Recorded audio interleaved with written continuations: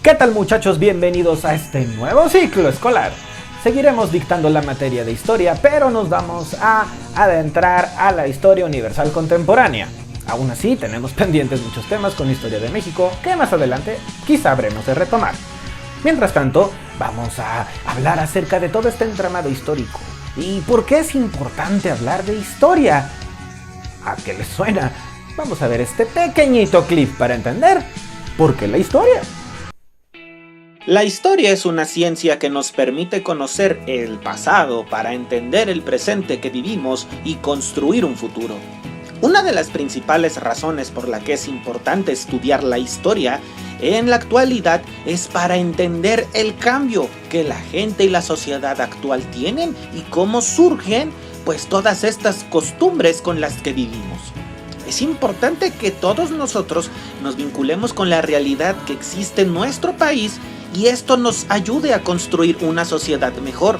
Saber de la actualidad no es preocuparse solo de los programas de televisión, las redes sociales o los videojuegos. Es buscar en profundidad las razones para explicar la identidad, o sea, el cómo somos, para comprender nuestras costumbres y valores, para comprender a la gente, pero sobre todo para tener un criterio propio a la hora de analizar las interpretaciones que surgen en el día a día y no caer en contradicciones. Aprender historia despierta la curiosidad, porque vamos a entender los procesos de cómo la gente piensa, por qué existen inventos o descubrimientos científicos. Esto nos resultará más fácil a la hora de desarrollar cosas nuevas sin tener que empezar desde cero. En una sociedad como la actual, en donde necesitamos las cosas muy rápido, nos preguntamos a veces si la historia o estudiar la historia tiene algún futuro. Y es que la historia no es una rama científica que pueda salvar una vida. Sus efectos de conocimiento se ven a muy largo plazo. Sin embargo, a todos nos gustan los relatos bien contados. Revelan cómo funcionan las cosas, las personas y las sociedades. Plantean cómo son las situaciones de las personas en otros tiempos y lugares. Nos ayudan al entendimiento humano, pero también son un ejemplo de cómo va cambiando la sociedad y los pueblos y cómo todos estos cambios dejan huella en la historia del arte, en los edificios y también en elementos que no se pueden tocar, como las tradiciones, las formas de pensar y las costumbres. Aprender historia ayuda a ver la importancia que han tenido para nuestros tiempos algunos hombres y mujeres que gracias a su coraje, inteligencia o por sus decisiones han traído hasta nuestros días la sociedad que somos. Cómo se enfrentaron en el pasado a las dificultades y a las herramientas para resolverlas son las claves para destacar la importancia del por qué aprender historia. Pero quizá el elemento más significativo de esta materia es que nos va a ayudar a pensar, porque si tú conoces tu identidad como persona, como sociedad, y puedes tú utilizar estas piezas para encaminar tus pensamientos hacia una gran diversidad, eso te va a servir para forjar, de alguna manera, un gran futuro. Una vez que nosotros hemos visto todas estas implicaciones, vamos a adentrarnos al tema. Europa era un gran escenario diverso, en el cual existían muchos reinos y estos reinos tenían ciertas maneras de ser y dinámicas que vale la pena detallar. Acompáñame a ver el siguiente clip para observar cómo era el Gran Concierto de Europa. Para entender el bloque histórico al que nos vamos a enfrentar, tenemos que entender cuál era el escenario en Europa, el cual estaba predominantemente ocupado por el llamado concierto europeo. Eran reinos que estaban naciendo, eran reinos que se estaban consolidando, y vamos a prestarle atención a Europa porque en México durante esas épocas estábamos entretenidos matándonos en la Revolución Mexicana, así es que no estábamos invitados a ese festín. Observemos lo siguiente. La fuerza del nacionalismo creció a principios y mediados del siglo XIX. Implicó el levantamiento de una identidad cultural entre aquellas personas que compartían el mismo idioma y profesaban la misma religión. Fue fuerte para establecer países y era una fuerza poderosa para exigir unidad o independencia entre alemanes, irlandeses, griegos y los pueblos esclavos que estaban en Europa. El fuerte sentido del nacionalismo también creció y estableció naciones independientes como Gran Bretaña y Francia. Observemos, por ejemplo, que Francia, después de Napoleón III, quien decidió meterse en asuntos de política exterior, fue un visionario misterioso y muy secretista. Logró algunos éxitos como el control francés en Argelia, estableció bases en África, empezó la conquista de Indochina y abrió el comercio con la China grande. Y también estableció el canal de Suez con una empresa francesa, que Gran Bretaña no pudo detener. Sin embargo, después de la guerra de Crimea, le provocó muchas pérdidas. Acabó yéndose a la guerra con los alemanes en 1870 y no pudo detener la unificación alemana. Napoleón se había enfrentado a todo el mundo y no pudo ser capaz de obtener algún tipo de alianza con Austria e Italia. Así es que fue desastrosamente derrotado en el campo de batalla, perdiendo importantes territorios. Por el otro lado tenemos a Italia, que tuvo un risurgimiento, dijeran ellos en su idioma, la cual fue que nace una conciencia nacional. Los italianos logran su independencia de Austria e incluso del Papa, asegurando la unificación nacional. Así es que el reino de Cerdeña asume el liderazgo y propone un sistema constitucional sobre la nueva nación que ahora se iba a llamar Italia.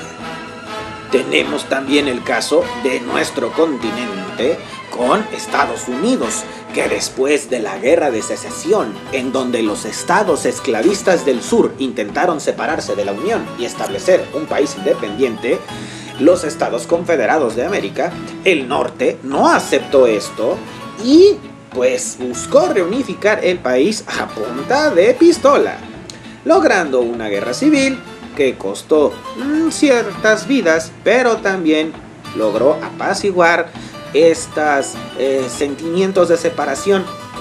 Sin embargo, la división en Estados Unidos es aún evidente, puesto que el sur sigue siendo igual de racista y el norte igual de cómodo. Tenemos también el asunto de Alemania, quien bajo el liderazgo de Otto von Bismarck, el reino de Prusia, logra unir toda Alemania, creando un nuevo imperio encabezado por el rey de Prusia, que era Guillermo I. Para lograrlo, se implicó en una serie de guerras breves y decisivas frente a Dinamarca, Austria y Francia. Los diversos y pequeños estados alemanes siguieron el liderazgo de Prusia, hasta que finalmente se unieron al derrotar a Francia en 1871.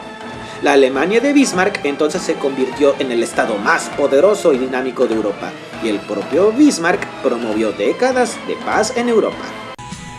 Ya una vez entendido todas estas cuestiones que estaban pasando allá en el continente y un poco de lo que ocurría aquí en América con nuestro vecino Estados Unidos, es hora de ver estos dos conceptos, el colonialismo y el imperialismo. Pero para esto vamos a utilizar a nuestro buen compañero Pierrot, que tiene mucho que decirnos. Pequeña, échate pa' acá.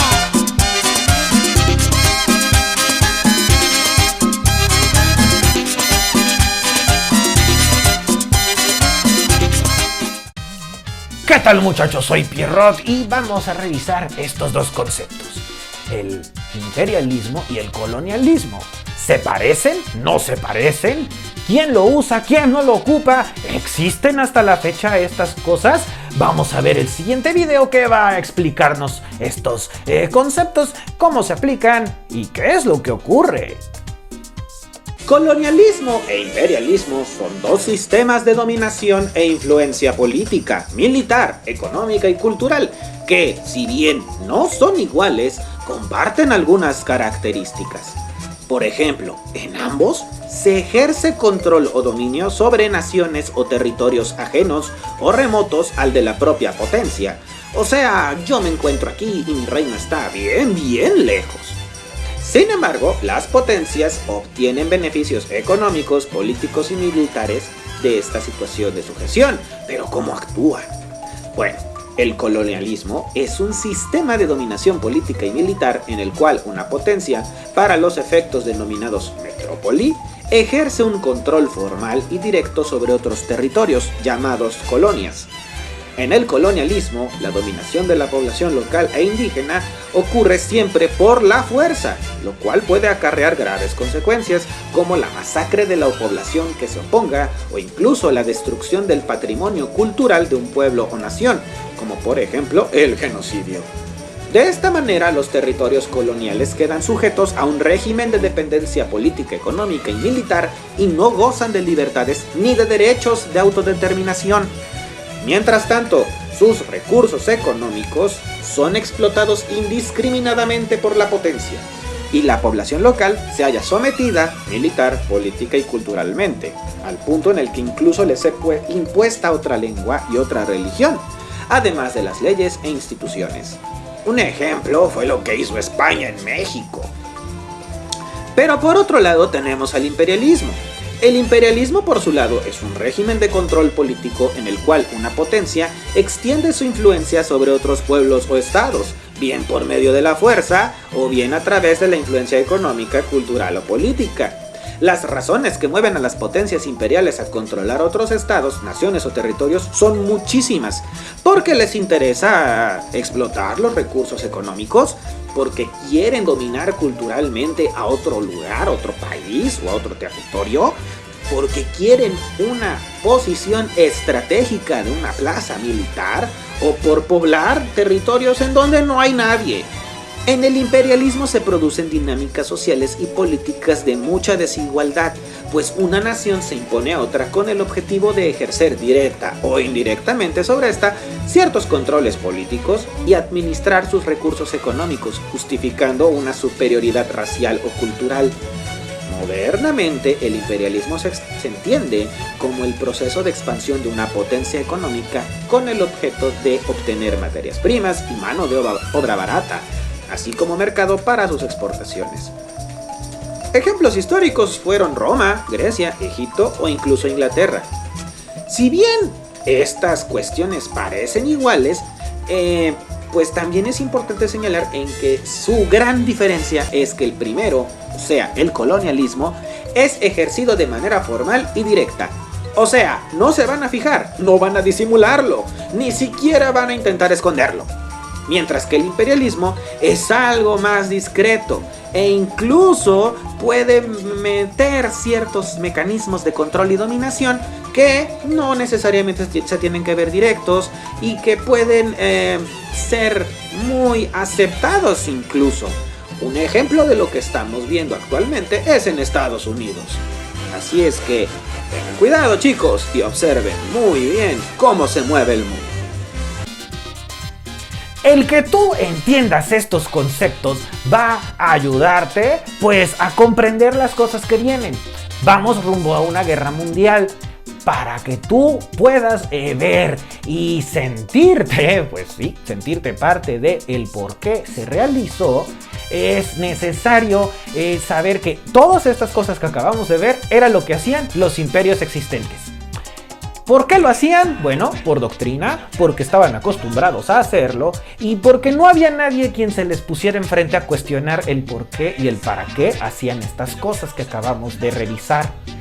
Hubo alguien que sí les puso frente y esto pues conllevó a una serie de discusiones que después terminaron en una guerra grande, una guerra que abarcó muchos países y por eso se le catalogó de mundial.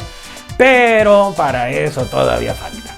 Regresamos con el faraón y estamos viéndonos en la próxima.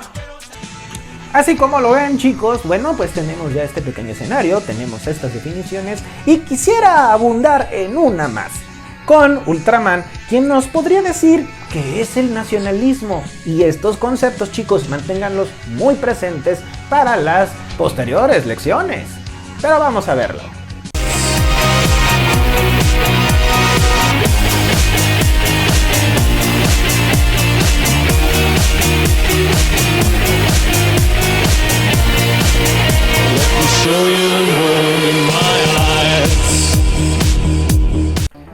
El nacionalismo es aquella doctrina política que va a reafirmar la autodeterminación, identidad de un pueblo frente a otros y va a buscar diferenciarse también de otras identidades políticas o nacionales. Así como lo oyen, el nacionalismo va a constituir una especie de doctrina en la cual vamos a ver cómo van a defender ideologías, posturas o formas incluso hasta de ver la vida o de entender una religión. El nacionalismo funcionó o bien tiene aún cierta validez para poder establecer autodeterminación, o sea, que todos tenemos derechos en nuestro país a mandarnos como se nos plazca o bien como el gobierno propio lo determine. Soy Ultraman y nos vemos en la siguiente. Una vez que nosotros hemos visto todas estas implicaciones, chicos, y estas definiciones, ve investigando y observando bien cómo es que estos países han ido funcionando desde aquella época hasta la actualidad. Fíjate muy bien en todas aquellas cosas que nos están diciendo, que la historia pues no es que se repita, pero muy bien que rima. Te dejo con eso por ahora, soy el Faraón y nos vemos en la próxima.